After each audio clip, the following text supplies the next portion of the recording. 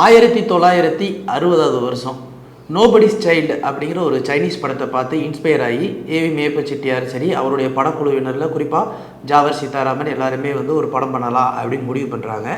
அந்த படத்துக்கு பிரகாஷ் ராவ் அப்படிங்கிற இயக்குனரையும் போடுறாங்க. அந்த இயக்குனர் மூலமாக படமும் ஆரம்பிக்கிறாங்க. ஆனால் நிறைய க்ரியேட்டிவ் டிஃப்ரென்சஸ் வருது. அந்த டிஃப்ரென்ஸுனால அவர் தூக்கிட்டு அதுக்கடுத்து திரும்பவும் பீம்சிங் உள்ளே வர்றாரு. இதில் என்னென்னா இந்த கதைப்படி வந்து ஒரு பையன் இருக்கணும். அந்த பையன் வந்து ஒரு 4 வயசு பையனாக இருக்கணும். ஆனால் அவன் தான் வந்து அப்பா அம்மாவை சேர்த்து வைக்கணும். அந்த மாதிரியான ஒரு கதைக்களம், அதில் ஒரு பையன் வேணும் அப்படின்னு சொல்லி தேடிக்கிட்டு இருக்காங்க. இப்படி அந்த கதைக்காக தேடிக்கிட்டு இருக்கும்போது மேப்ப செட்டியாருடைய சம்சாரம் என்ன பண்ணுறாங்க, அவங்களுக்கு தெரிஞ்ச ஃபேமிலி டாக்டர் ஒருத்தவங்ககிட்ட சொல்கிறாங்க. அவங்க பேர் சாரா ராமச்சந்திரன் நினைக்கிறேன். அவங்ககிட்ட சொன்ன உடனேவும் நீங்கள் கேட்குறதுலையே வந்து ஒரு பையன் இருக்கா, ஆனால் அவன் சொந்த ஊர் பரம்புக்குடியில் இருக்கா, ஆனால் இப்போது அவன் முழு பரிசு லீவுக்கு ஊருக்கு வந்திருக்காங்க, சென்னையில் தான் இருக்காங்க அப்படின்னு சொன்னோடனே அப்படியா, யார் அந்த பையன் கூப்பிடுங்க அப்படின்னு சொல்லியிருக்காங்க. உடனேவும் அந்த பையனை வந்து கூப்பிடுறாங்க. பயங்கர குறும்புத்தனம், கொஞ்சம் நஞ்சம்லாம் இல்லை, ஆட்டம் பாட்டம் ஒரு மாதிரி இது. அவங்க அண்ணன் வந்து கூப்பிட்றாரு, பெரிய அண்ணன் கூப்பிட்டு வந்து உட்காந்து காட்டுறாரு. செட்டியாருக்கு ரொம்ப பிடிச்சி போச்சு, இவன் இவ்வளோ துருன்னு இருக்கானையா அப்படின்னு சொல்லிட்டு உடனே வந்து ஷூட்டிங் ஸ்பாட்டில் பார்க்குறாங்க. ஓகே உன்னைய வச்சு எடுத்துடலாம் அப்படின்னு சொல்லிட்டு எடுக்கிறாங்க. அப்படி அந்த படத்தில் வந்து அவர் வந்து ஒரு சின்ன சசபாவத்தினால நான் நடிக்க மாட்டேன், இவங்க இது பண்ணுறாங்கன்னு சொல்லிட்டு அடம் பிடிக்கிறாப்புல. அப்புறம் அவங்க அண்ணன் ஆறுதல் படுத்தி ஒரே ஒரு சீன் தான் நடின்னு சொல்லி நடிக்க வைக்கிறாங்க. நடித்ததுக்கப்புறம் அந்த படத்துக்கு வந்து அவருக்கு ஒரு பெரிய விருதும் கிடைக்கிது. இந்த விருதுக்கு அப்புறம் வந்து அவர் வந்து இன்றைக்கி வந்து உலகம் போற்றும் ஒரு மிகப்பெரிய உலகநாயகன் அப்படிங்கிற இடத்துல வந்திருக்காரு. அவர் வேறு யாருமே இல்லை, நம்மளுடைய உலகநாயகன் ஆண்டவர் கமல்ஹாசன் அவர்கள். அந்த படத்தையுடைய பெயர் களத்தூர் கண்ணம்மா. அதில் அவர் அறிமுகமானார். உலகநாயகன் அவர்களின் பிறந்தநாளை முன்னிட்டு முக்கியமான எபிசோடு தான் இது. இந்த எபிசோடில் ஏன் இந்த ஒரு விஷயத்த சொல்கிறோம் அப்படின்னா, ஏன்னா இங்கே ஆரம்பித்த பயணம் எப்படியெல்லாம் போய் நின்றுச்சு, இன்றைக்கி நம்ம அதை ஏன் கொண்டாடணும் அப்படின்றதுக்கு உண்டான ஒரு முக்கியமான முகாந்திரம் தான் இந்த ஒரு விஷயம். இப்போது இந்த களத்தூர் கண்ணம்மாவில் அவர் உள்ளே வந்தாருன்னு சொன்னலையா, அதில் ஒரு சுவாரஸ்யமான ஃபேக்ட் என்னென்னா, களத்தூர் கண்ணம்மாவில் உள்ளே வர்றாரு, அவர் சாப்பிட்ற சாப்பாடு, அங்கே இருக்கிற அந்த மாங்காயெல்லாம் வச்சுருப்பாங்களா செட்டில், டூப்பு மாங்காய், அதே மாதிரி எதை பார்த்தாலும் டூப்பு துப்பாக்கி இப்படியே ஒன்றுனா பார்த்துக்கிட்டே இருக்கார். இப்போ சாவித்திரி மேம் அவங்களுக்கு ஊட்டி விடுறது, உப்புமா ஊட்டி விடுற மாதிரியான காட்சி. ஊட்டி விடும்போது வாயிலே வச்சுட்டு கொண்டு போய் துப்பிட்டு டூப்பு உப்புமா அப்படின்ட்டு இருக்காப்புல. அது டூப்பு உப்புமாவோட நல்ல உப்புமா தான்டா சாப்பிட்றா அப்படின்னு சொன்னால் கேட்காம வாயிலே வச்சுருக்காரு. அப்புறம் வந்து அவங்கள யூனிட்லுங்கெல்லாம் சாப்பிட்டதுக்கப்புறம் தான் போய் சாப்பிட்ருக்காங்க. இது ஒரு பக்கம். இன்னொரு பக்கம் ஒரு ரகலை பண்ணார், நான் நடிக்கவே மாட்டேன் அப்படின்னு சொல்லி அழுதாருன்னு சொன்னோம் இல்லையா, அது வேறு ஒன்றும் இல்லை. அவங்க அண்ணன் சந்திரஹாசன் வந்து கூப்பிட்டு உட்காடுறாங்க. உட்காரும்போது ஒரு ஷார்ட்டில் வந்து ஆக்ஷன் அதெல்லாம் சொல்லும்போது ஒரு தடவை சாப்பாடு ஏதோ ஒன்று கேட்கும்போது வந்து முதுகில் தூக்கி இப்படி இது பண்ணி எரியணும். அப்படி தூக்கி எரியிற காட்சியில் ரொம்ப ஃபோர்ஸாக எரிஞ்சிட்டாங்க போல். அவர் கீழே விழுந்துட்டார், அடிபட்டுச்சு, அழுத உடனே யூனிட்லேயே வந்து நான் வரமாட்டேன், இதெல்லாம் பண்ணுறாங்க அதெல்லாம் பண்ணுறாங்க அப்படின்னு சொன்னதுக்கப்புறம் அவங்க அண்ணன் சொல்லி இல்லைப்பான்னு சரி பண்ணி உட்காந்துருக்காங்க. ஒருவேளை அன்னைக்கு நான் நடிக்க மாட்டேன் இது பண்ணுறாங்கன்னு சொல்லி போயிருந்தாருன்னா இன்றைக்கி நம்ம ஒரு உலகநாயகனை நம்ம பார்த்துருந்துருக்க முடியாது. அப்படிப்பட்ட ஒரு மனிதர், அன்னைக்கு வந்து நடிப்பே வேண்டாம்னு சொன்ன ஒரு மனிதர், அதுக்கப்புறம் பார்த்துக்குங்க அது எவ்வளோ பெரிய வரலாறாக வந்துச்சு அப்படின்னு சொல்லிட்டு. சரி, அதில் நடித்தார். அதில் நடித்த உடனேவும் ஜெமினி கணேசன் அவர்களுக்கும் சாவித்திரி அவர்களுக்கும் ரொம்ப பிடிச்சி போச்சு. சும்மாவாக இருந்தார், அப்படியே கொஞ்சம் கொஞ்சமாக படம் நடிக்கிறாரு. எம்ஜிஆர் படத்துலையும் நடிக்கிறாரு, சிவாஜி கணேசன் படத்தில் நடிக்கிறாரு. அப்படியே கொஞ்சம் ஸ்கூல் ட்ராப் அவுட் ஆகிறாரு. எப்படியாவது வந்து திரும்ப சினிமாவுக்குள்ளே வரணும் அப்படின்னு சொல்லி ரொம்ப போராடுறாரு, தத்தளிக்கிறாரு. அதுக்கப்புறம் வந்து நாடக கம்பெனியில் போய் ஜாயின் பண்ணுறாரு. அங்கே போய் நாடக கம்பெனியில் உட்காந்து இது பண்ணுறாரு. அங்கே சண்முக அண்ணாச்சின்னு ஒருத்தர் இருக்கார், அவை சண்முகம்னு பேர் கூட வச்சார் இல்லையா, சண்முகம் அண்ணாச்சி. அவர் அவையார் வேஷம் போடுவார்னா அவ்வளோ தத்ரூபமாக இருக்கணும், அதை பார்த்து இன்ஸ்பயர் ஆகிறாரு. அதனால தான் அவர் மேக்கப்புக்கு அவ்வளோ மெனக்கிடுறாரு. இப்படி ஒரு ஒரு அடிப்படையில் எவ்வளோ ஸ்ட்ரகிளிங் இருக்கோ எல்லா ஸ்ட்ரகிளிங்கும் பார்த்தவர் தான் அவர். ஒவ்வொன்றா பார்த்துக்கிட்டே இருக்கார். அப்புறம் சின்ன சின்னதாக ஒரு படங்கள் சின்ன சின்னதாக ரோல் பண்ணிக்கிட்டே இருக்கார். அப்படியே திரும்பவும் இதே ஜெமினி கணேசன் பார்க்குறாரு. நீ நேரம் பெரிய ஆளாக வந்திருக்கணுமே, ஏன் என்ன இவ்வளோ கஷ்டப்பட்டுக்கிட்டு இருக்க, சரி நாளைக்கு வா நான் பாலச்சந்தர்கிட்ட அறிமுகப்படுத்துகிறேன் அப்படின்னு சொல்கிறாரு. பாலச்சந்தர் சார்ட்டையும் போய் அறிமுகப்படுத்துறாரு. ஒரு நல்ல ரோல் வரும்போது உனக்கு நான் சொல்கிறேன்ப்பா அப்படின்னு சொல்லி அனுப்பிச்சி விட்றாரு. அனுப்பிச்சி விட்டா இருந்தாலும் அவர் கமல் சார் தொடர்ந்து வந்து என்னென்னா டான்ஸ் குரூப்பில் ஜாயின் பண்ணி அங்கே டான்ஸ் மாஸ்டராகவும் இருக்கார். இன்னொரு பக்கம் டெக்னீஷியனாக ஏதாவது ஒரு வேலை பார்த்துக்கிட்டே தான் இருக்கார். மலையாளத்துலேயும் சில படங்கள் நடிச்சுக்கிட்டே இருக்கார்.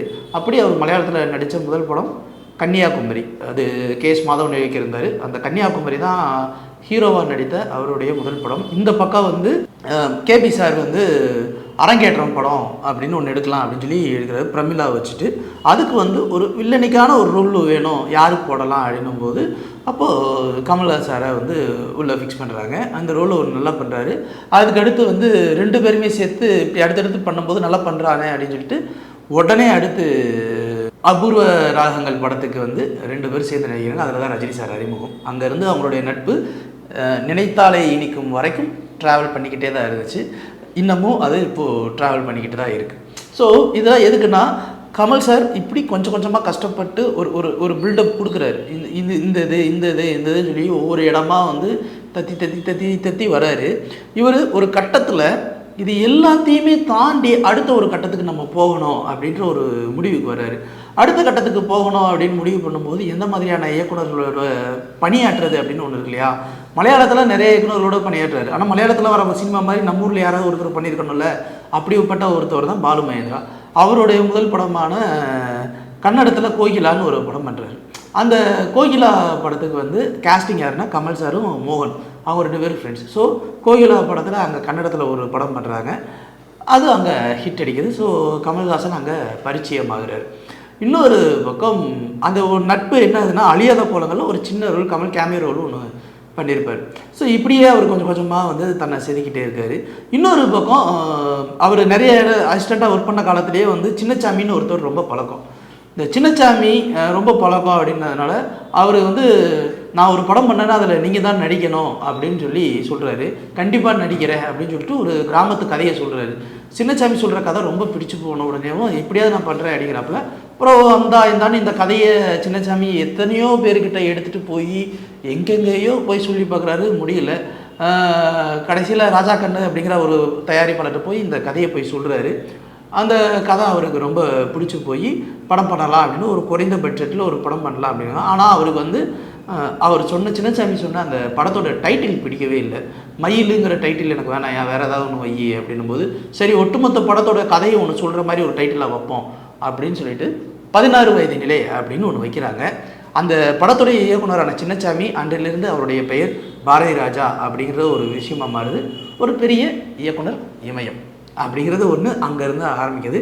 அதில் கமல் சார் ஒரு பெரிய ரேஞ்சுக்கு வந்துட்டார். ஒரு கிட்டத்தட்ட சாமிங் பாய், சாக்லேட் பாய், ஹீரோ அந்த ரேஞ்சில் வந்துட்டார். சப்பானி அப்படிங்கிற ஒரு கேரக்டர், அந்த சப்பானிங்கிற கேரக்டரில் கோமணம் கட்டிக்கிட்டு நடிக்கணும். எந்த ஒரு நடிகனும் அந்த அளவுக்கெல்லாம் வந்து இறங்கிலாம் நடிக்கிறது கிடையாது. ஆனால் அதில் கமல் சார் ஒன்று பண்ணியிருப்பார். அந்த அந்த அந்த விஷயம் இருக்கு இல்லையா, அதுதான் அவர் அடுத்த கட்டத்துக்கு கொண்டு போயிடுச்சு. அந்த வெத்தலைப்பாக்க அரைச்சிக்கிட்டே இருக்கிற ஒரு விஷயமும் சரி, அதுக்கடுத்து சப்புன்னு அரையணும் அப்படிங்கிற அந்த ஒரு விஷயம், கோமணம் கட்டி நடிக்கிற ஒரு விஷயம், காதலுக்காக ஏங்குறது, வெக்கப்படுறது, ஆத்தாவையும் சந்தைக்கு போகணும் காசு கொடு அப்படிங்கிறது. 16 வயது நிலை படத்தில் நடித்தவங்களில் அந்த டாக்டர் கேரக்டரை தவிர எல்லாருமே டாப் மோஸ்ட் சூப்பர் ஸ்டார்ஸ். அப்போது ஒரு படம் ஜெயிக்க தான் எல்லோரும் எப்படிப்பட்ட ஒரு வெற்றியை அடைவாங்க அப்படிங்கிறது நம்ம அந்த படத்துலேருந்தே தெரிஞ்சுக்கலாம். ஸோ அந்த அளவுக்கு ஒரு படம் அங்கே பண்ணுறாரு. இப்படி ஒரு படம் பண்ணுறாரு, ஒரு super duper hit. Balu Mahendra கிட்ட ஒரு பக்கம் நெருக்கமான நட்பு, அது ஒரு பக்கம் போகுது. பாரதிராஜ் சார் இன்னொரு பக்கம் கேபி சார். இப்படி காம்பினேஷனில் அன்றைய காலகட்டங்களில் அடுத்த கட்ட தலைமுறையில் இருக்கிற அந்த இயக்குநர்கள் எல்லாருக்கிட்டையுமே அப்படியே நடிக்கிறாங்க. சரி, இவர் அப்படியே கொஞ்சம் கொஞ்சமாக என்னென்னா ப்ரொடக்ஷன் கம்பெனி ஏவிஎம் பேனரு, இந்த மாதிரி சத்யஜோதி ஃபிலிம்ஸு, சத்யா ஸ்டுடியோஸ், இப்படி எல்லா இடத்துலையுமே அவர் தன்னுடைய முத்திரையை பதிக்கிறாரு. ஒரு டைம் பாஸ் விட்டாமல் உட்காந்து நடிக்கிறாரு. கிடைக்கிற படங்கள் எல்லாத்துலேயுமே ரொம்பவே நடிக்கிறாரு. சகலகலா வல்லவன் ஒரு மாஸ் கமர்ஷியல் ஹிட்டு. அவர் வந்து ஒரு பெரிய கமர்ஷியல் ஸ்டாராக மாஸ் ஸ்டார் ஆகிடுச்சு. இன்னமும் புத்தாண்டுக்கு வந்து சகலகலா வல்லவன் பாட்டு இல்லாமல் எந்த ஒரு புத்தாண்டு நம்ம கொண்டாடுறதே கிடையாது. ஸோ அதுக்கு காரணமும் கமல் சார் தான். அப்போவே ஒரு டூப்பு போடாமல் ஒன்று பண்ணி நிறைய விஷயங்கள் பண்ணுறாரு. சரி, சினிமா இப்படியே போதில்ல, இது இன்னும் ஒரு ஒரு விஷயம் வித்தியாசமாக ஒன்று பண்ணலாம் அப்படின்னு சொல்லி அவர் நிறைய எக்ஸ்பெரிமெண்டலாக சில விஷயங்கள்லாம் பண்ணுறாரு. கிட்டத்தட்ட என்னென்னா வாழ்வே மாயம், அப்புறம் இன்னும் சொல்லப்போனால் ராஜபார்வைன்னு ஒரு படம். இந்த ராஜபார்வை அவருடைய 100வது படம். 27 வயசில் 100வது படத்துக்கு வந்துட்டார். கண்டு தெரியாத ஒரு மனிதன், ஆனால் வந்து அவன் வாழ்க்கையில் இருக்கிற காதல், இந்த மாதிரியான பல விஷயங்கள் படம் அட்டர் ஃப்ளாப்பு. ஆனால் இன்றைக்கி ராஜபார்வை பார்த்து கொண்டாடாதவங்க யாருமே கிடையாது. அந்த அளவுக்கு வந்து அவர் வந்து தனித்துவத்தை ஒரு விஷயத்தை அதில் கொடுத்துருப்பார். அந்த அளவுக்கு அவர் ஒரு 100 படம் 27 வயசில் நடித்து முடிச்சிருக்காருன்னா அது எவ்வளோ பெரிய இமாலய சாதனை அன்றைய காலகட்டங்களில். அதை முடிக்கிறாரு. அதுவும் அவருக்கு குறிப்பாக வந்து 90 காலகட்டங்கள் வந்து ஒரு அற்புதமான காலகட்டம். கிட்டத்தட்ட ஒரு வருஷத்தில் ஒரே வருஷத்தில் 5 சூப்பர் டூப்பர் ஹிட் படம்லாம் கொடுத்துருக்காரு. இவர் இப்படி ஒரு பக்கம் வளர்ந்துக்கிட்டே இருக்காரு. கேபி சார் எல்லாருமே வந்து எல்லோரும் என்ன பண்ணுறாங்கன்னா, தெலுங்கில் மரோ சரித்திரா அப்படிங்கிற ஒரு படம், அந்த படத்தை வந்து நல்லா ஹிட் அடிக்குது. சரி ஹிந்தியில் ஒரு படம் பண்ணலாம் அப்படின்னு யோசிக்கிறாங்க. சரி என்ன பண்ணலாம் அப்படின்னு சொல்லிட்டு யோசிச்சு ஏக்கு துச்சே கிளியே அப்படின்னு ஒரு படம் பண்ணுறாங்க. அப்படிலாம் அமிதாப் பச்சன் இவங்களாம் ஒரு பெரிய டாப் மோஸ்ட் ஆக்டர்ஸு. ஒரு சவுத் இண்டியன் ஆக்டரு டைரக்டாக ஹீரோவாக ஒரு ஹிந்தி படத்தில் நடிக்கிறாரு. அதுவுமே என்னென்னா ஒரு ஹிந்திக்கார பொண்ணு ஒரு தமிழ்கார பையன், இவங்க 2 பேர்த்துக்கும் நடக்கிற ஒரு காதல். யாருமே எதிர்பார்க்கல. ஏக்கு துச்சே கிளியே வந்து சூப்பர் டூப்பர் ஹிட்டு. ஓவர் நைட்டில் ஹிந்தியில் வந்து ஒரு பெரிய சூப்பர் ஸ்டார் ஆகிட்டார் கமல் சார். அவன் மிரண்டுட்டாங்க பூரா பேர். யாரையா இருந்தாலும் எங்கேருந்தியா வந்தாப்புல, என்னையா ஒரு படத்தில் ஊரையே வந்து கண்ட்ரோலுக்கு கொண்டு வந்துட்டாப்புல யார் அப்படின்னு சொல்லிட்டு, அந்தளவுக்கு அவருடைய அந்த நடிப்பு தத்ரூபம் எல்லாமே வந்து வேறு ரேஞ்சில் இருந்துச்சு. ஸோ இவருடைய வளர்ச்சிகள்லாம் நமக்கு வந்து ஒரு மிகப்பெரிய ஆச்சரியத்தை கொடுக்கும். இப்படி போன மனிதர் அதுக்கடுத்து சுஜாதாவுடைய பயணம் இருக்கு இல்லையா, அது வந்து ஒரு முக்கியமான ஒரு பயணம். ஏன் சுஜாதாவுடைய பயணம் முக்கியமான ஒரு பயணம் அப்படின்னா, இன்றைக்கி நம்ம விக்ரம்ன்ற ஒரு படத்தை கொண்டாடுறோம். ஆனால் 1987 எனக்கு தெரிஞ்சு கரெக்டாக அந்த காலகட்டங்கள்னு நினைக்கிறேன் விக்ரம் படம் ரிலீஸ் ஆகுது. இந்த படம் என்னென்னா, ரைட்டர் சுஜாதா வந்து ஒரு கதை எழுதுகிறாரு, தொடர்கதையாக எழுதுகிறாரு. அதே சமயத்தில் வந்து கமல் சார் வந்து இதை நம்ம ஒரு படமாக பண்ணலாம் அப்படின்னு யோசிக்கிறாங்க. ஒரு ஜேம்ஸ் பாண்ட் படம் மாதிரி ஒன்று இருக்கணும், படம் வித்தியாசமாக இருக்கணும் அப்படின்னு சொல்லி நிறைய முயற்சி பண்ணுறாங்க. அதுக்காக ஒரு ராக்கெட்டையே கடத்துகிற மாதிரியான ஒரு கேரக்டரு, இன்னொரு பக்கம் வந்து ஜேம்ஸ் பாண்ட் மாதிரி கண்டுபிடிக்கிற ஒன்று, அக்னிபுத்திரனா நீ உன்னை வச்சு நான் என்னென்னலாம் பண்ணுறேன்னு மட்டும் பாரு அப்படின்னு சொல்லிட்டு சத்யராஜ் வச்சு ஒரு டயலாக் பேச விடுறது, லோக்கலாக எல்லா விஷயத்தையுமே மாற்றி. கமல் சார் பார்த்தீங்கன்னா படம் முடிச்சு அப்படியே ரொம்ப ஸ்டைலிஷாக தான் இருப்பார். கிட்டத்தட்ட அந்த படத்துக்கு 1 கோடி ரூபாய் செலவு பண்ணாங்க. அதே மாதிரி அந்த படத்துலலாம் முதல்ல இந்தியாவிலே வந்து முதல் தீம் சாங்னு சொல்லுவாங்க இல்லையா, ஜேம்ஸ் படத்தில் வர மாதிரி வந்து ஒரு தீம் சாங் ஒன்று ஓடுதுன்னு சொல்லிட்டு, அதே மாதிரியே இந்த படத்தில் வந்துட்டு விக்ரம் சாங் இருக்கு இல்லையா, அந்த தீம் சாங் வந்து இதில் தான் அறிமுகப்படுத்துகிறாங்க. இன்னொரு முக்கியமான ஒரு விஷயம், ஸ்டெடி கேம் அப்படின்னு சொல்லக்கூடிய அந்த ஸ்டெடி கேம் ஷார்ட்ஸ் எல்லாமே இந்த படத்தில் தான் கமல் சார் அறிமுகப்படுத்துறாரு. படத்தோட பட்ஜெட் 1 கோடி ரூபாய். ஆனால் அந்த 1 கோடி ரூபாய் அந்த படம் யாருக்குமே புரியல. அன்றைய காலகட்டங்களில் அந்த படம் பிலோ ஆவரேஜ், யாருக்கும் புரியல. என்ன ஊரில் நாட்டில் தொழிலாளி வர்க்கத்தில் பிரச்சனை, வேலையில்லா திண்டாட்டம்னு அவ்வளோ போயிட்டுருக்கு, கமல் என்ன படம் எடுத்து வச்சுருக்காரு அப்படின்ற மாதிரிலாம் நிறைய பேர் கேட்டாங்க. அதே மாதிரி நிறைய சர்ச்சைகளும் இருந்துச்சு. பரவாயில்லையே பொம்பளைகள் கூட வந்து இப்போலாம் படிக்க ஆரம்பிச்சிட்டிங்களே அப்படின்னு ஒரு டைலாக் ஒன்று வரும் அதில். அதெல்லாம் வந்து கொஞ்சம் சர்ச்சையை உண்டு பண்ணுச்சு. கமல்னாலே சர்ச்சையும் கூடவே பிறந்தது தானே, அங்கே கொஞ்சம் அதிகமாகவே ஆரம்பிச்சிச்சு. இருந்தாலும் விக்ரம் படம் வந்து இன்றைக்கி போய் பாருங்கள், ஒரு சூப்பர் டூப்பர் ஒரு ஹாலிவுட் படத்துக்கு இணையான ஒரு படம். அந்த மாதிரியான ஒரு படத்தை வந்து அவர் மாஸ்டர் பீஸாக எடுத்து வச்சுருப்பார். சுஜாதாவுடைய அழுத்தமான வசனங்கள் எல்லாமே. இப்படி ஒரு பக்கமும் இந்த விக்ரம் படம் பண்ணுறாரு. அடுத்து அவர் அவ்வளோதான் அப்படியே கொஞ்சம் கொஞ்சமாக எடுத்து பண்ணிக்கிட்டே இருக்கார். இன்னொரு பக்கம் முக்கியமான படமாக நம்ம சொல்லணும்னா அபூர்வ சகோதரர்கள் படம். அபூர்வ சகோதரர்கள் படத்தை பற்றி நம்ம பேசணும் அப்படின்னா, அந்த படத்துக்கு முக்கியமாக ஆர்சி சக்தியை பற்றி நம்ம பேசாமல் இருக்கவே கூடாது. ஏன்னா ஒரு படம் பண்ணணும் அப்படின்னு சொல்லி முடிவு பண்ணிட்டாங்க ராஜ்கமல் ஃபிலிம்ஸில். அதில் வந்து காந்திமதி அம்மாவை வச்சு ஒரு சாங்குமே ஷூட் பண்ணிட்டாங்க. படம் வந்து என்னென்னா, ஒரு ட்வின்ஸு 2 பேர், அந்த 2 பேர்த்தில் ஒருத்தர் வந்து இது பண்ணுறான் அது பண்ணுறான் அப்படிங்கிற மாதிரியான ஒரு கதை களம் அப்படின்னு சொல்லி எல்லாமே ரெடி பண்ணிட்டாங்க. ரெடி பண்ணி எல்லாமே முடிக்கலாம் அப்படின்னும் போது அந்த போட்டு காமிக்கிறாங்க, ஒருத்தன் குட்டை ஒருத்தன் நெட்டை அப்படின்னு சொல்லி ஒரு விஷயத்த பண்ணும்போது எல்லோரும் மைண்டில் என்ன தோணுச்சுன்னா, அந்த நெட்ட கமலஹாசன் தான் வந்து எல்லாமே பண்ணுறாங்க, குட்டையை காப்பாற்றுறான் அப்படிங்கிற மாதிரி இருக்குது அப்படிங்கிற ஒரு ஐடியாவில் ஏதோ பண்ணியிருக்காங்க. அது ஐயோ படம் வந்து பெருசாக வர மாதிரி தெரியலையே, என்ன பண்ணலாம் அப்படின்னு யோசிக்கும்போது அந்த இடத்துல வந்து ஆர்சி சக்தி பார்க்குறாரு.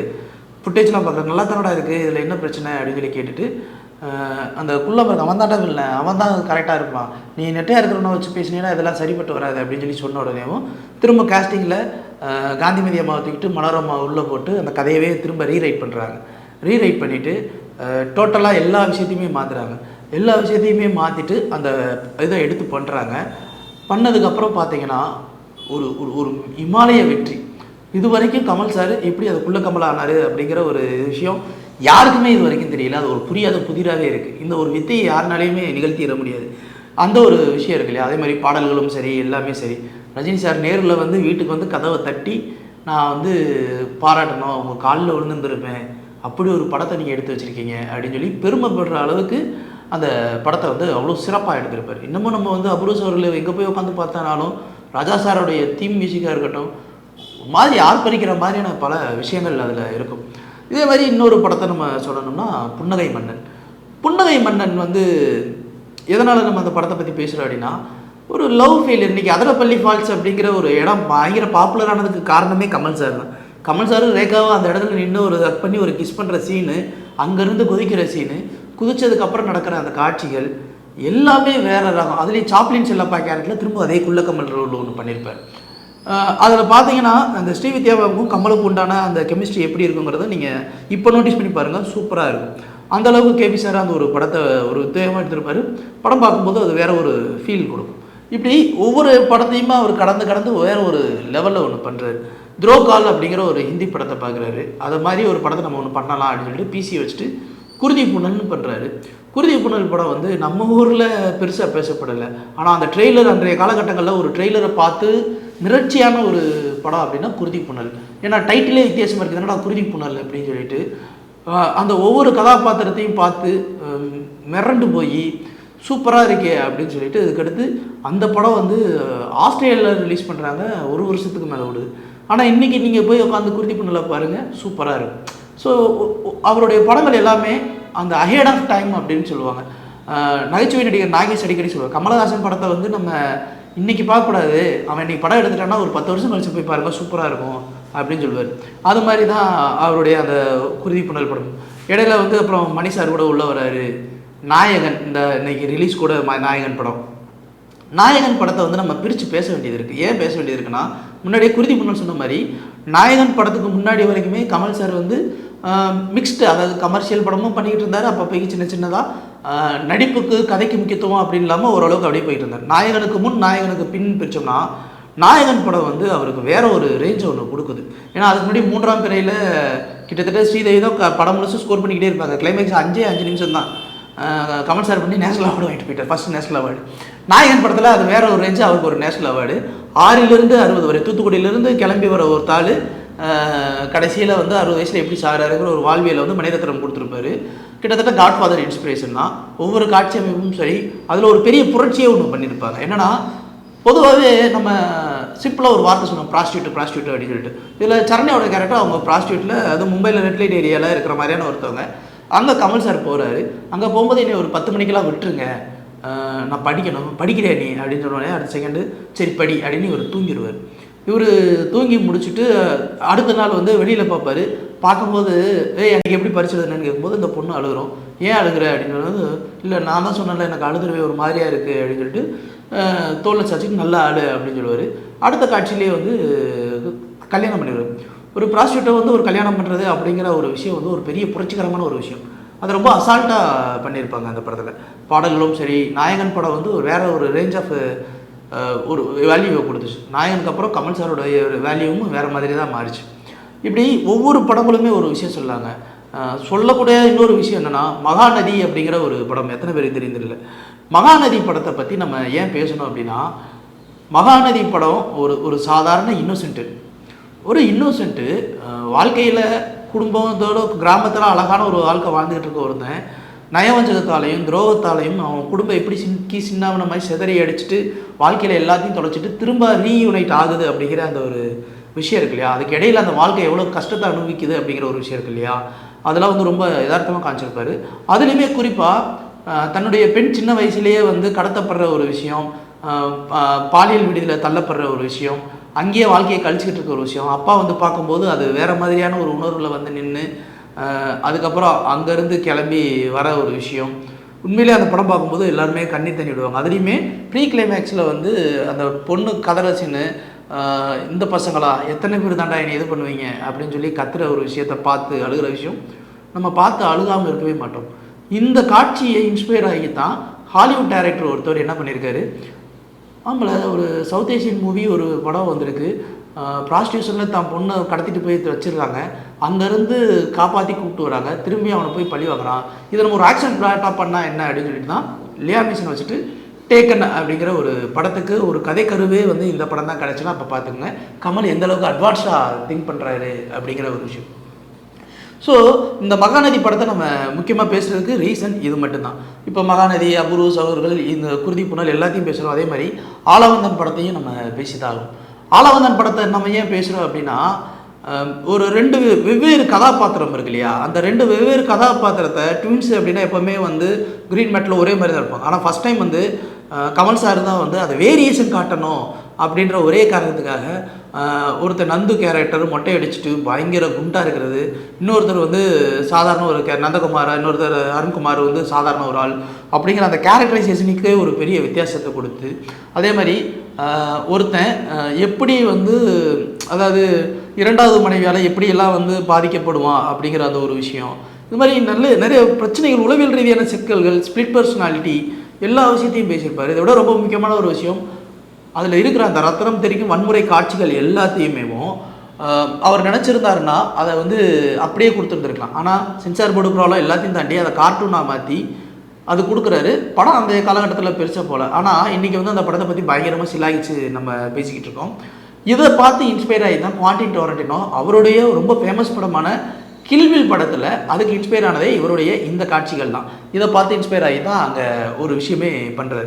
ஸோ இது எதுக்கு சொல்ல வரேன்னா, அந்த படத்தில் இருக்கிற அந்த கார்ட்டூன் காட்சிகளாக இருக்கு இல்லையா, அதாவது அந்த வன்முறை காட்சிகளுக்கு அதுக்கேற்றாப்புல ரெடி பண்ணி பண்ணும்போது அங்கே அது பயங்கர இன்ட்ரெஸ்டிங்காக பற்றிக்கிச்சு. இவர் நம்ம மனுஷன் அந்தளவுக்கு அட்வான்ஸ்டாக திங்க் பண்ணுற ஒரு மனிதர். இந்த அட்வான்ஸ்டு திங்க் பண்ணுறது ஒரு ரொம்ப முக்கியமான ஒரு விஷயம்.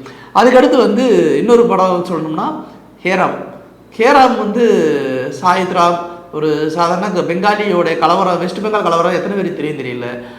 நல்லா பழகிட்டுருவேன், திடீர்னு வந்து மத கலவரம் வந்தோடனே வந்து அவன் மதத்துக்காக முதலாளியாவது தொழிலாளியாவது நட்பாவது ஏதாவதுன்னு சொல்லி பிரித்து பேசும்போது, அவர் வந்து காந்தியை கொல்லணும்னு சொல்லி துப்பாக்கி தூக்கிட்டு போகும்போது திரும்பி காந்தியவாதியாக மாறுறது அப்படிங்கிற ஒரு விஷயம். அந்த படத்துக்கு அவர் நிறைய செலவு பண்ணார். ஷாருக் கான் வந்து ஓன் வாய்ஸில் பேசியிருப்பார் தமிழில் அந்த படத்துக்கு. இன்னும் சொல்லப்போனால் அந்த படம் வந்து கிட்டத்தட்ட உங்களுக்கு லைவ் ரெக்கார்டிங்கு ஒவ்வொன்றுமே சூப்பராக இருக்கும். அந்த படம் அவர் எடுக்கிறதுக்கு உண்டான காரணம் தான் இங்கே ரொம்ப சுவாரஸ்யமான காரணம். என்னென்னா, அவர் வந்து மருதநாயகம் படம், அதாவது யூசுப் கான் அப்படிங்கிற ஒரு மிகப்பெரிய போர் வீரனுடைய வரலாறை எடுக்கணும் அப்படிங்கிறதுக்காக மருதநாயகம் படத்துக்காக ஒரு பெரிய பட்ஜெட், அன்றைய காலகட்டத்தில் அது 25 to 30 கோடி வரைக்கும் பட்ஜெட் போட்டு படத்தோட ஷூட்டிங்கும் ஒரு ஷெடியூல் எடுத்து வச்சுட்டு ராஜா சார் மியூசிக்கு. அப்போ எலிசபெத் ராணி வராங்க, யாராவது ஒருத்தவங்களோட ஷூட்டிங் பார்க்கணும் அப்படின்னும் போது சரி கமல் சார் ஷூட்டிங்கே பார்த்துடலாம் அப்படின்னு சொல்லி பார்க்குறாங்க. அப்போ வந்து எலிசபெத் ராணி முன்னாடி அவர் வந்து ஒரு பெரிய புரட்சிகரமான வசனங்கள்லாம் பேசுகிறாரு. என் நாடு, என் ஊர், என் கான்னு எல்லாமே வந்து உனக்கே சொந்தம்னு நீ எப்படி உரிமை கொண்டாட முடியும் அப்படின்னு பேசும்போது எலிசபெத் ராணி அதை வந்து கேட்டுட்டு இது இவருடைய டைலாக்கா அப்படின்னு அமெரிக்காவில் இதுக்கு முன்னாடி ஒருத்தர் பேசுகிற வச்சுலாம் பேசியிருக்காங்க. ஸோ இது எல்லாத்தையுமே தாண்டி அந்த படம் அடுத்த லெவலுக்கு எடுத்துகிட்டு போனோம். பட்ஜெட் இன்னும் எகிரிக்கு போய்கிட்டே இருக்குது அப்படிங்கிறதுனால அதுக்கு ஒரு ஃபண்டு ரெடி பண்ணணும் அப்படின்றதுக்காக சரி ஹேராம் மாதிரியான ஒரு படத்தை பண்ணுவோம், ஒரு வரலாற்றை பிக் பண்ணுவோம், அதில் வர அமௌண்ட்டை வச்சுட்டு இந்த படத்தை பண்ணிடலான்றதுக்காக தான் ஹேராம் படம் பண்ணுறாரு. ஆனால் அப்போது ஹேராம் படம் இப்போ வரைக்குமே நிறைய பேருக்கு புரியாத ஒரு படமாக தான் இருக்கும். அந்த படத்தினால வந்து ஒரு பெரிய லாஸ் தான் சந்திச்சார், நிறைய சர்ச்சைகளையும் சந்திச்சார், இந்துத்துவ கையில் பிடிக்குது அப்படிங்கிற ஒரு பிரச்சனையும் சந்திச்சார். இது எல்லாத்தையும் தாண்டி அந்த ஹேராம் படம் அன்னைக்கு ஃப்ளாப்பு இன்றைக்கி தலையில் தூக்கி வச்சு கொண்டாடப்படுது. ஒருவேளை அன்றைக்கி அது கொண்டாடப்பட்டிருந்ததுன்னா இன்றைக்கி வந்து இந்த படம் பேசப்பட்டிருக்கும். ஸோ இந்த இடத்துல இது எல்லாமே வந்து ஒரு பெரிய பிரச்சனையாகி அதுக்கப்புறம் மருதநாயகம் படம் ஓடிடுச்சு. அதுக்கடுத்து கமல் சாருடைய இன்னொரு முக்கியமான ஒரு படம் அப்படின்னு நம்ம பேசணும் அப்படின்னா தசாவதாரம். அது 10 அவதாரம் நவராத்திரி படத்துலேருந்து இன்ஸ்பயர் ஆகி அப்போவே சுனாமியை பற்றி மற்ற விஷயங்களை பற்றிலாம் அவர் பேசுகிறாரு. அதே மாதிரி அன்பை சிவத்தை பற்றி ஊரே பேசியிருக்குங்க. அன்பை சிவம் என்ன கதை, என்ன மாதிரியான இது. சுந்தர் சிவா முதலாக ஒரு படத்தை வந்து எமோஷனல் வேல்யூஸோடையும் அதே மாதிரி லவ் ஃபீலோடையும் ஒரு படம் பண்ணியிருக்காரு. ஆனால் அது ஒரு பெரிய இல்லை. ஆனால் அன்பை சிவத்தில் ரொம்ப முக்கியமான ஒரு விஷயம், அந்த நாட்டுக்கு ஒரு செய்தி சொல்ல அப்படிங்கிறதுல அந்த மத்தளம் தட்டுற இதுக்காக அந்த காட்சிக்காக கிட்டத்தட்ட அந்த மிருதங்கம் அடிக்கணும் அப்படிங்கிறதுக்காக 15 நாள் அவர் கற்றுக்கிட்டு பண்ணியிருக்காரு. ஸோ அந்தளவுக்கு அவருடைய அந்த டெடிகேஷன் இருக்குது. அது வந்து ஒரு அடுத்த லெவல். இப்படி இவர் ஒவ்வொரு படங்களுக்கும் தன்னை செதுக்கிறதும் சரி, தன்னை அடுத்த கட்டத்துக்கு மாற்றிக்கிறதும் சரி, எல்லாமே வேற லெவல் வச்சு. தசாவதாரம் படத்துலேயே வந்து அவர் முடிச்சுட்டு மர்மயோகின்னு ஒரு படம் கிட்டத்தட்ட ஒரு கிளாடியேட்டர் பேட்டர்னில் ஒரு படம் பண்ணலாம்னு ஆரம்பித்தாங்க. அது திடீர்னு அந்த மர்மயோகி படம் அப்படியே ட்ராப் ஆகிடுச்சு. என்ன காரணம், ஏது, ஃபண்டு பிரச்சனையா, அது வரைக்கும் அதை பற்றின பேச்சே கிடையாது, எல்லாமே முடிஞ்சிடுச்சு. அப்புறம் நிறைய ஃப்ளாப் படங்கள் கொடுத்துருக்காரு. நிறைய ஃப்ளாப் படங்களுமே பேச போகிற படங்களாக இருக்குது. இப்போது உத்தம வில்லன் படம்லாம் வந்து ஒரு கண்டென்ட் வந்து சாகாவரம் ஒரு வித்தியாசமான ஒரு கண்டென்ட் தான். மேபி அந்த ஸ்க்ரீன் பிளே அதோட சிஜி ஒர்க்கு பெருசாக ஒரு ஒரு ஒரு நல்ல விஷயத்தை கொடுக்காதனாலே என்னவோ தெரியல அந்த படம் வந்து நமக்கு ஒரு ஃபீல் கொடுக்கல அப்படிங்கிறதான் சொல்லலாம். ஆனால் உத்தம வில்லனோட கண்டென்ட் வைஸ் வந்து ஒரு சூப்பர் கண்டென்ட் அப்படிங்கிறத நம்ம எதுவுமே அடிச்சுக்க முடியாத ஒரு விஷயம். அந்த ஒரு விஷயத்த சொல்லலாம். அப்புறம் இப்போ விக்ரம் படம் வந்து பக்கா கமர்ஷியல். கமல் சார் இதுக்கு முன்னாடி நடிச்ச எத்தனையோ படங்களோட கம்பேர் பண்ணும்போது விக்ரம்லாம் ஒன்றுமே கிடையாது. ஏன் நீங்கள் விரும்மாண்டி எடுத்துக்கோங்க, ரோஷமானோட ஸ்க்ரீன் பிளேயை வச்சு ஒன்று பண்ணியிருப்பார். தேவர் மகன் எடுத்துக்கோங்க, என்ன மாதிரியான இது வரைக்கும் ஒரு சாஃப்ட்வேரை யூஸ் பண்ணி ஸ்க்ரீன் ப்ளே பண்ணியிருக்காருன்னா அது தேவர் மகன் தான் ஃபஸ்ட்டு டைமு. அந்த மாதிரியான ஒரு ஸ்க்ரீன் ப்ளே ஸ்ட்ரக்சர் யாருமே இது வரைக்கும் யூஸ் பண்ணவே இல்லை. இந்தியன் படத்தை கொஞ்சம் யோசிச்சுக்கோங்க. இந்தியன் படத்தை பண்ணுறதுக்கு அந்த ப்ராஸ்தட்டிக் மேக்கப் எல்லாமே வித்தியாசமாக இருக்கணும்னு சொல்லியிருக்காங்க. அவர் மெனக்கிடுறாரு. கண்டென்ட் வைஸாக எல்லாத்தையும் மாற்றுறாரு. இப்படி தன்னுடைய வித்தியாசம் ஒவ்வொரு படத்துக்கும் ஒன்று ஒன்று பண்ணிக்கிட்டு இருக்க உலகநாயகன் கமல்ஹாசன் கடைசியில் விக்ரம் பண்ணுறாரு. இப்போ தக்லைஃப் ஒன்று பண்ணியிருக்காரு. இப்போ அடுத்து அன்பறிவு படத்தில் ஏஐ டெக்னாலஜியை உபயோகப்படுத்த போகிறாரு. ஒவ்வொரு காலகட்டத்திலையும் தன்னை செதுக்கினவர், எல்லாத்தையும் பண்ணவர். வெறும் இந்த மொழியில் மட்டுமே அவர் பெரிய போற்றுதலுக்குரியவராக இல்லை. மலையாளத்தில் கிட்டத்தட்ட 40க்கு மேற்பட்ட படங்கள் பண்ணியிருக்காரு. அங்கேயும் வந்து தன்னை கோலோச்சி நின்றுருக்காரு. ஹிந்திலையும் அவருக்கு ஒரு மிகப்பெரிய பெயர். ஏன்னா ஆலம் வந்தான் படம் இங்கே ஓடாத அதே காலகட்டத்தில் அபய் அப்படிங்கிற பேரில் ஹிந்தியில் ஓடுது. பிச்சுக்கிட்டு போது பாதி பேர் கத்தியை தூக்கிட்டு சுற்றுறாங்க. அந்தளவுக்கு அங்கே சில படங்கள் ஓடுது. இப்படி கமல்ஹாசன் அப்படிங்கிற ஒரு பன்முகத்தன்மை கொண்டவர்னு நம்ம சொல்கிறோம் இல்லையா. ஒரு நடிகராக நமக்கு தெரியும், ஒரு ப்ரொடியூசராக தெரியும், ஒரு இயக்குனராக நம்மளுக்கு தெரியும், ஒரு நல்ல திரைக்கதை ஆசிரியராக நமக்கு தெரியும். ஆனால் ஒரு நல்ல பாடலாசிரியர் அப்படிங்கிறது எத்தனை பேருக்கு தெரிந்தில்லை. அவருடைய கவிதைகளும் அவருடைய எழுத்துக்களும் ஒரு வித்தியாசத்தை கொடுக்கும். அவர் நிறைய படங்களுக்கு நல்ல நல்ல பாடல்கள்லாம் எழுதியிருக்காரு. விஸ்வரூபம் படத்துலேயுமே ஒரு நல்ல பாடலாம் எழுதி அணு விதித்த பூமியிலே அப்படிங்கிறவர் அவர் தான் இருக்கார். மன்மத நம்பு படத்தில் வந்து நீலவானம் பாட்டு கிட்டத்தட்ட அவர் தான் எழுதியிருக்காருன்னு நான் கேள்விப்பட்டோம். ஸோ இது மாதிரி கமல் சார் அவருடைய டைமென்ஷனை எல்லா இடத்துலையும் பிரேக் பண்ணி ஒரு அடுத்த லெவலுக்கு ஒன்று வர அவர் முயற்சி பண்ணிக்கிட்டே தான் இருக்கார். ஆனால் என்ன தெரியுங்களா, நமக்கு அந்த அந்த ஒரு உத்தமமான ஒரு கலைஞனை வந்து நம்ம போற்றுறோம் கொண்டாடுறோம் அப்படின்றதையும் தாண்டி இவர்கிட்ட இருந்து லேர்ன் பண்ணிக்க வேண்டிய விஷயங்கள் நமக்கு நிறைய இருக்குது. அதை நம்ம கற்றுக்கிட்டோம் அப்படின்னாலுமே கூட இது வந்து ஒரு நடிப்பு அப்படிங்கிற ஒரு சாராருக்கு மட்டும் இல்லாமல் அவருடைய அந்த அர்ப்பணிப்பு இருக்கு இல்லையா, அந்த அர்ப்பணிப்பு உணர்வு நம்ம கற்றுக்கிட்டோம்னா லைஃப்பில் நிறைய விஷயங்கள் இருக்கும். ஸோ இப்படிப்பட்ட ஒரு மகா கலைஞனை வந்து நம்ம அவருடைய பிறந்த நாளுக்கு வந்து அவரை வாழ்த்துறதுலையும் கொண்டாடுறதுலையும் வந்து பெருமை மட்டும் கிடையாது, இது வந்து ஒரு மிகப்பெரிய கௌரவமாக நம்ம பார்க்கலாம். லைக், ஷேர் அண்ட் சப்ஸ்கிரைப் பண்ணாதவங்க இப்பவே சப்ஸ்கிரைப் பண்ணிருங்க. எங்களோட அப்டேட்ஸ் உங்களுக்கு வரணும்னா பெல் பட்டனை பிரஸ் பண்ணுங்க.